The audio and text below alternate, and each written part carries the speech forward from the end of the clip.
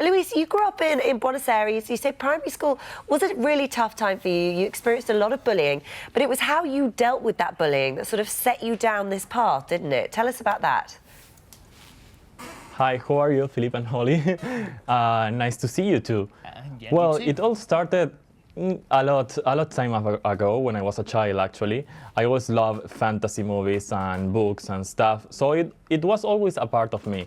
But then I decided that I need something more extreme to change and to exteriorize how I feel inside. Well, you say that you were small and but bright, that you were innocent and weak. You were easy to be picked up on. You escaped into the fantasy of movies like Labyrinth, things like that. So the change from immersing yourself into that fantasy world, which I totally understand. What was the point where you thought, okay, well, you know, these are creatures that I love. I don't want to just watch an elf. I want to be an elf. Yeah, exactly. It all started actually with, you know, the story of the bullying in school, because I was one of the youngest kids in my class, and I was one of the most talented. So I was kind of special, and some kids started picking up on me, and that made me, you know, actually close in myself and searching for happiness in books and movies and stuff like that. And that's how I started liking so much the fantasy characters like mermaids, elves, aliens, and stuff like that. So when I was a teenager, I was 14 years old, and I always bleached my hair or dye it in fantasy colors or using contact lens. But I decided that I needed something more, you know? Then I saw this Barbie girl that she transformed herself with plastic surgery, and then I decided that I needed that to become what I wanted to be. And so the surgery began, and you've had sort of 40 to 45 different surgeries. It was at age 20 you had your first nose job and jowl liposuction. But then it started to get more extreme, and most recently you've had your ears cut apart and reshaped to sort of get that elf-like shape. You've flown to Korea to have your jaw broken and reset so it's more pointy. Do you ever worry about the dangers of the amount of surgery that you're having? No, I'm not worried, because I always research where I'm going to go and who is going to do my surgery. So, for example, you can see that right now my jawline is all swell.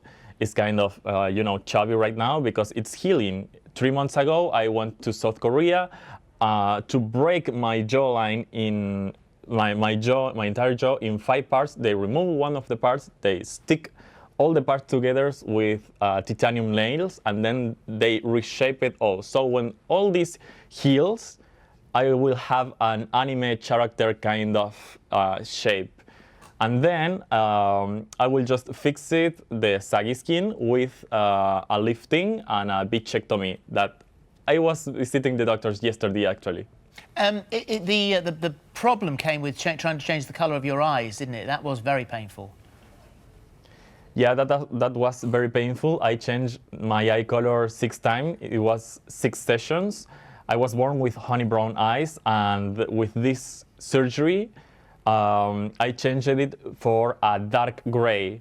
But it didn't go quite well because my eyes turned more dark than they were before.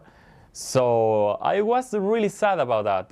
But they offered me a new alternative, that it's an intraocular implant that can give me the blue crystal-like color that elves have. I have to go to India for that, but that surgery is really risky, so I'm thinking about it yet. Yeah, sure. Yeah, well, you could lose your sight altogether. Yeah. So you identify with, you say that, you know, transgender. We've sort of spoken a lot about that on this programme, but you identify as trans species. Can you explain that to me? Yes, exactly. Many people consider themselves as trans species. I don't think I form part of that, because a trans species, you know, there's people that feels like cats and acts like cats, for example. But I don't expect people to treat me like an elf, or to, you know, to treat me with a different manner just because I want to express how I feel inside. I just compare how transgenders feel, then that necessity of exteriorize how they feel inside. Yeah. But yeah, I am aware of my human limitations. You say that your family initially a little bit wary about what you wanted to do, but you have their full support now. But more importantly, that you are happier now than you have ever been. Yes, of course. This surgery has changed my life completely in many, many, many ways that I cannot start describing it.